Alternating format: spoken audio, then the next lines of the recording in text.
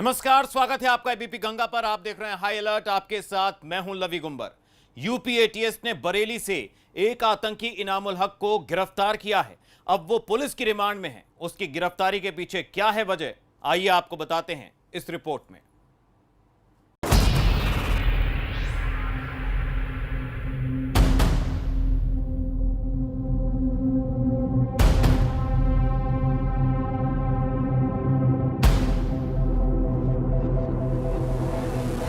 चेहरे को जरा गौर से देखिए। ये देश का दुश्मन है, ये समाज का दुश्मन है। इसकी विचारधारा जहरीली है। ये जिहाद के नाम पर युवाओं के मन में जहर घोलता है, उन्हें उकसाता है और आतंक की ट्रेनिंग भी देता है। लेकिन शायद उसे इस बात का इल्म नहीं कि उसकी एक एक पल की गतिविधियों पर सुरक्षा और जांच एजेंसियों की पैनी नज़र है। वो क्या करता है, कहाँ जाता है, किससे और कैसे क्या क्या बातें करता है, इस सब का बायोडाटा तैयार हो रहा था। और जैसे ही मौका मिला, यूपी एटीएस ने इस आतंकी को धर दबोचा।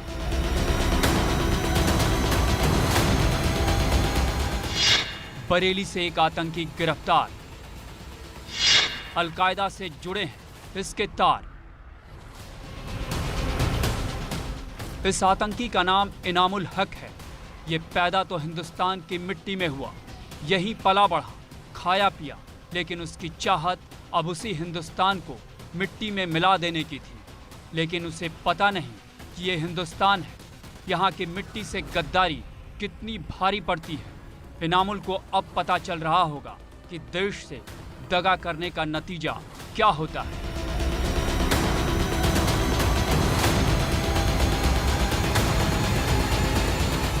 अब वो यूपी एटीएस की गिरफ्त में है।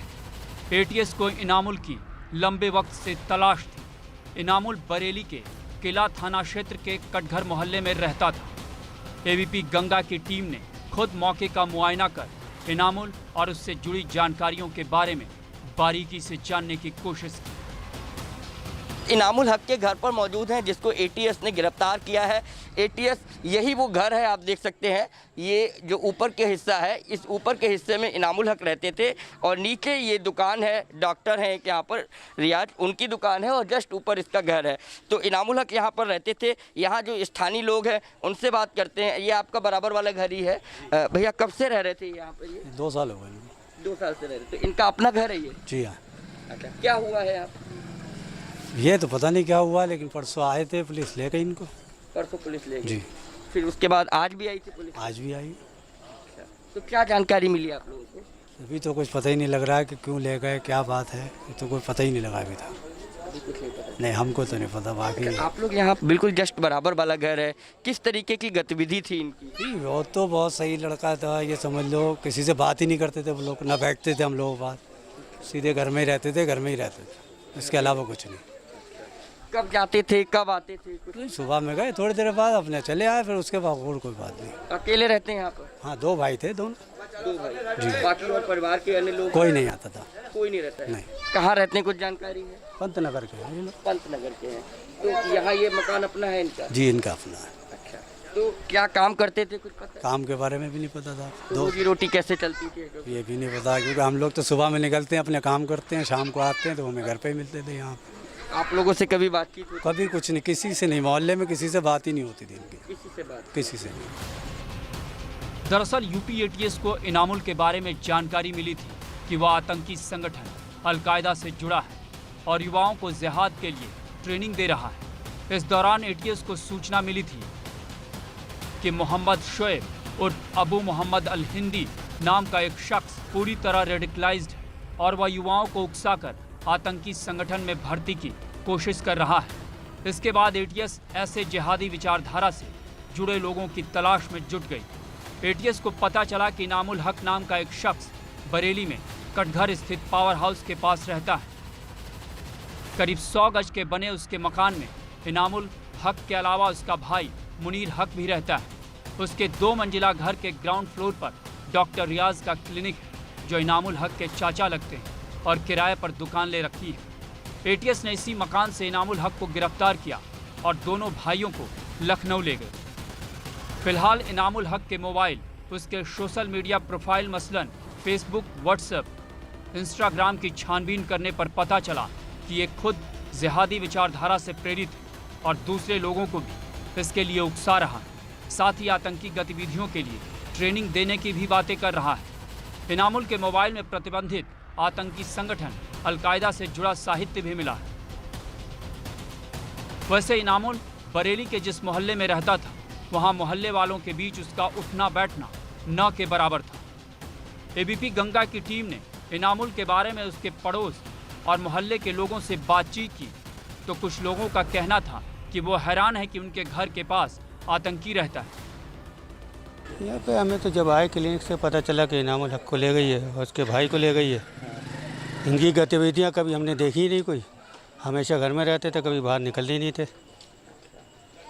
तो कितने साल से रह रहे थे यहाँ पे लोग? ये 2.5-3 साल से रह रहे थे। क्या काम करते थे कुछ पता नहीं? ये भी कुछ नहीं पता, वो तो कोई बात ही नहीं। उनसे जब बात ही नहीं किसी मोहल्ले वाले की होती तो बात क्या पता चलती। कब आते जाते थे? ये भी कुछ नहीं पता किस बात आते, हम तो ऊपर ही देखते थे हर बात। ऊपर देखते थे। अच्छा, इनका परिवार वगैरह कहाँ रहता है? परिवार वगैरह सुनते हैं पंतनगर में रहता है। पंतनगर में रहता है। तो जब एटीएस ने इनको पकड़ा तब आप लोगों को पता चला होगा? जी जी, जब आई फोर्स आई, एटीएस आई तो पता चला कि ऐसी ऐसी गतिविधियाँ हैं यहाँ पे। क्या जानकारी मिली आपको? ये जानकारी मिली कि अलकायदा से इनके संबंध है। ये तो जब पुलिस आई है तो आप मीडिया के माध्यम से पता लग रहा है इतने टाइम कि इनका ये नेटवर्क है। इनका क्या नेटवर्क पता चला? ये पता लगा कि इनकी गतिविधियाँ अच्छी नहीं थी आप लोग के माध्यम से। अच्छा। और बाकी तो ये तो अपने हिसाब से कमरे में रहते थे, ना तो किसी से मिलना ना जुलना, ना किसी से कोई मेल जोल। यहाँ तक के दूध वाला भी अगर कोई है तो दूध भी बाहर से लेके आ रहे हैं। आमतौर से लोगों के दूध वाले घरों पे लगे हुए हैं, सब्जी भी लेने जा रहे हैं, कभी किधर, लेकिन ये ज़्यादातर घर में रहते थे, बाहर इनका किसी से कोई वास्ता नहीं, किसी पड़ोसी से नहीं। यहाँ तक के इनके चचा हैं ये जो क्लिनिक चला रहे हैं, इनसे तक के इनका मेल जोल नहीं था यहाँ पे। हम लोग थोड़ा दहशत में हैं, डरे हुए हैं कि इतनी बड़ी बदनामी हमारे मोहल्ले की हो रही है, इससे ज़्यादा और शर्मनाक बात क्या होगी। तो देखा, स्थानीय लोग के जो है उनका कहना है कि उनको नहीं पता था, लेकिन जब उसको एटीएस ने गिरफ्तार किया है, इनामुल हक और उसके भाई जो है उसको गिरफ्तार किया, उसके बाद इन लोगों को पता चला है। इनका कहना है कि हमें नहीं पता था कि वो इस तरीके की गतिविधि में लिप्त रहता है।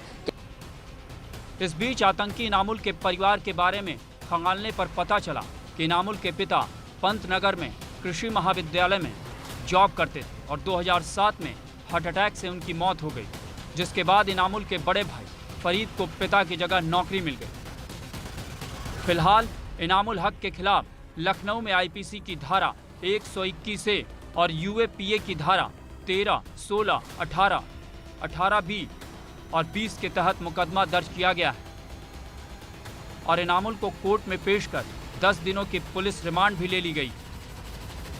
एटीएस अब इनामुल और उससे जुड़े आतंकी जड़ों की तलाश के लिए जुट गई।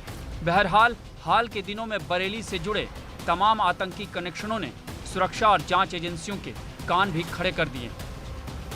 एटीएस ने जिस इनामुल हक को गिरफ्तार किया है उसका घर कटघर इलाके में है, किले के कटघर इलाके में है और देख सकते हैं यही वो घर है जिसमें अंधेरा पड़ा हुआ है। यहाँ पर बताया जाता है, जो स्थानीय लोग हैं, आस पड़ोस के लोग हैं, उनका कहना है कि इनामुल हक अपने भाई के साथ में यहाँ पर रहता था और उसका किसी से बोलचाल नहीं थी। वो दिन भर अपने घर में रहता था, किसी से बोलता चालता नहीं था, कब आता था कब जाता था किसी को कोई जानकारी नहीं है। लेकिन जब परसों एटीएस की टीम आई है, दोनों को यहाँ से ले गई है, तब जाकर इस बात की उनको जानकारी हो पाई है। देख सकते हैं ये मुस्लिम बाहुल इलाका है, कटघर का इलाका है, किला थाना क्षेत्र में पड़ता है और यहीं से इस जो इनामुल हक है उसकी गिरफ्तारी हुई है। अलकायदा का एजेंट बताया जा रहा है, इसको अलकायदा का एजेंट बताया जा रहा है। फिलहाल बड़ी कामयाबी एटीएस के हाथ में लगी है। कैमरामैन नवल सिन्हा के साथ अनूप कुमार मिश्रा, एबीपी गंगा, बरेली। इधर आतंकी इनामुल हक गिरफ्तार हुआ, उधर मऊ में पुलिस ने बाहुबली विधायक मुख्तार अंसारी के अवैध वसूली गैंग पर प्रहार किया है। आखिर ये गैंग किस चीज की वसूली करता है, जानना चाहते हैं तो जरूर देखिए ये रिपोर्ट।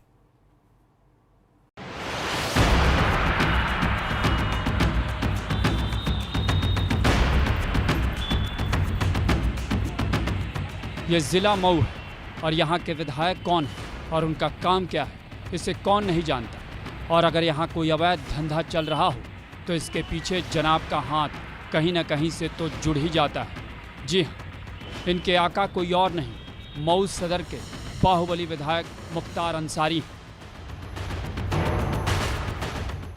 वही मुख्तार अंसारी जिनकी सपा और बसपा सरकार में इतनी चलती थी कि इनके अवैध धंधे पर कोई हाथ डालने की हिम्मत नहीं करता था, लेकिन जब से सरकार बदली है इनके अवैध धंधे भी मानो धराशायी हो गए। लेकिन फिर भी छिटपुट अवैध धंधे तो चल ही रहे हैं।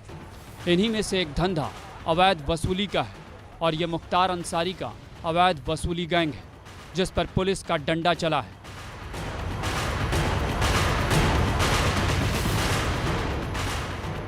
पुलिस ने टैक्सी स्टैंड के नाम पर अवैध वसूली करने वाले 11 शातिरों पर 25-25 हज़ार रुपये का इनाम घोषित किया है। साथ ही 11 अभियुक्तों के खिलाफ मुकदमा दर्ज कर उन्हें गिरफ्तार कर जेल भेजने की प्रक्रिया भी शुरू कर दी है।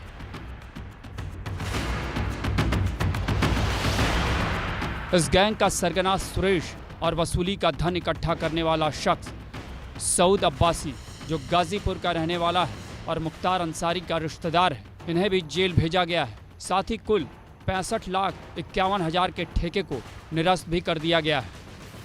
मऊ में अवैध वसूली के खिलाफ पिछले 6 महीने से लगातार अभियान चला के कार्रवाई की गई है। इसमें 4 मुकदमे पंजीकृत किए गए थे, जिनमें 13 लोगों को पकड़ के जेल भेजा गया था। इन सभी 13 लोगों के खिलाफ 2 हफ्ते पहले गैंगस्टर की कार्रवाई की गई है, जिसमें 11 लोग जो वांछित थे, इनके खिलाफ आज 25,000 का पुरस्कार घोषित किया गया है। शीघ्र ही इनकी भी गिरफ्तारी की जाएगी। ये पूरा गैंग अवैध वसूली वाहनों से करता था इस जनपद में, और इसका ताल्लुक इंटरस्टेट 191 मुख्तार अंसारी गैंग से है। मऊ के एसपी अनुराग आर्य की माने तो साल 2019-2020 के लिए नगरपालिका के टैक्सी स्टैंड के नाम पर टेंडर प्राप्त कर जिले में सभी प्रकार के वाहनों से वसूली कर रहे लोगों के खिलाफ 3 मुकदमा नगर कोतवाली, सराय लखनसी और दक्षिण टोला थाने में दर्ज किया गया है। सऊद अब्बासी, सुरेश सिंह और धीरज राय को अवैध वसूली माफिया के रूप में चिन्हित किया गया है। 2019 नवंबर में नगरपालिका ने फिर से टेंडर कराया था, जिसका ठेका धीरज राय नाम के शख्स ने 75 लाख में प्राप्त किया था। ठेके के बाद जांच में पता चला कि धीरज राय भी इसी गैंग से संबंध रखने वाला था। इसको व इसके सहयोगियों मानधाता शुक्ला व महेंद्र चौहान को गिरफ्तार कर जेल भेजा गया है।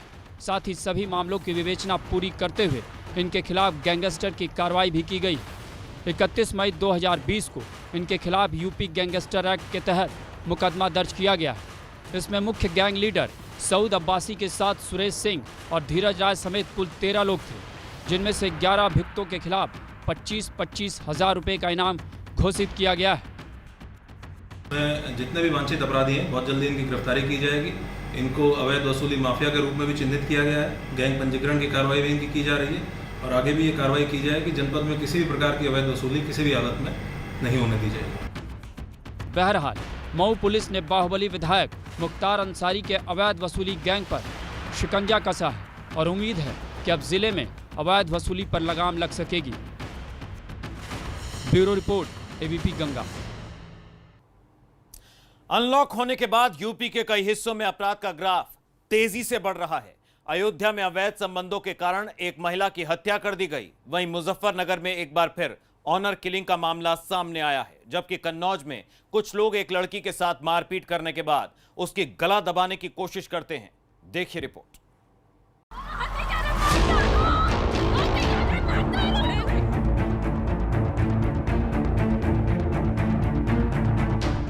प्रदेश अनलॉक क्या हुआ, यहाँ अपराध भी अनलॉक हो गया है। ये 3 तस्वीरें हैं जो इसकी तस्दीक कर रही हैं। पहला मामला अयोध्या का है। यहाँ ढलती उम्र के इश्क ने 2 परिवारों की जिंदगी बर्बाद कर दी। प्रेमी के खिलाफ फिलहाल हत्या का मुकदमा दर्ज हो गया और पुलिस उसकी तलाश में है। मामला कुमारगंज थाना क्षेत्र के धमथुआ गांव का है, जहां 45 साल की एक विवाहिता मंजू देवी की दिन दहाड़े सिर पर धारदार हथियार से ताबड़तोड़ वार कर उनकी हत्या कर दी गई। वारदात के समय महिला गांव के ही भोलानाथ यादव के खेत में धान की बेहड़ उखाड़ रही थी। वारदात को अंजाम देने के बाद इसी गांव का शिव कुमार उपाध्याय मौके से फरार हो गया। बताया जा रहा है कि मृतक महिला और फरार शिव कुमार के बीच अवैध संबंध थे। शिव कुमार भी शादीशुदा था, लेकिन अवैध संबंधों ने उसे हत्यारा बना दिया। फिलहाल पुलिस मामले की छानबीन कर रही है। मृतका मंजू वाइफ ऑफ जेठू राम, उम्र 45 साल, एससी कास्ट के हैं। इनको शिव कुमार उपाध्याय, उम्र 55 साल, सन ऑफ राम अभिलाष, ग्राम तुलसी का पूर्वा धमथुआ, इनके द्वारा खेत में काम करते हुए मंजू को धारदार हथियार से धड़ाधड़ वार करते हुए घटनास्थल पर ही इनकी मृत्यु हो गई और इस धान के खेत में बेलन झाड़ने की काम कर रहे थे। अपराध की दूसरी तस्वीर मुजफ्फरनगर की है। यहाँ ऑनर किलिंग की घटना ने एक बार फिर जिले को सुर्खियों में ला दिया है। मामला थाना छपार क्षेत्र के गांव सिसौना का है, जहां राजन नाम के एक युवक का गांव की एक युवती से प्रेम प्रसंग था। युवती के परिवार वालों को ये बर्दाश्त नहीं था। मृतक के परिजनों के मुताबिक उन्होंने राजन को लड़की से मिलने से मना किया था, लेकिन राजन नहीं माना।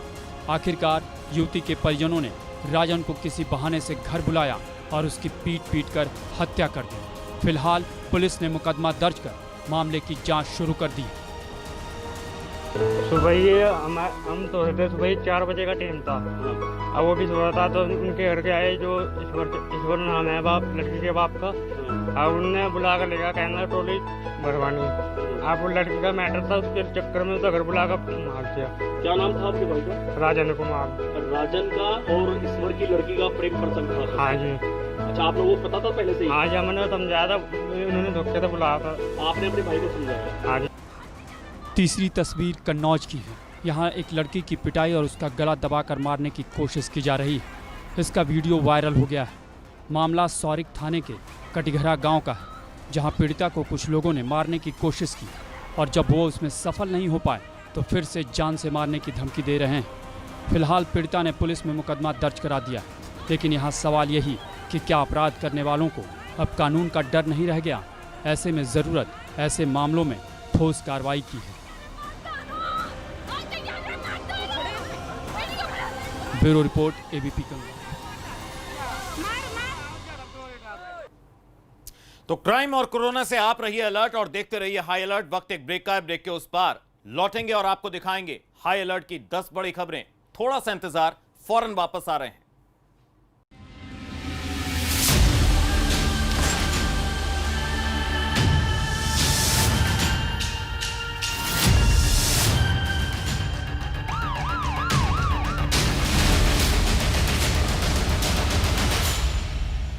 असल में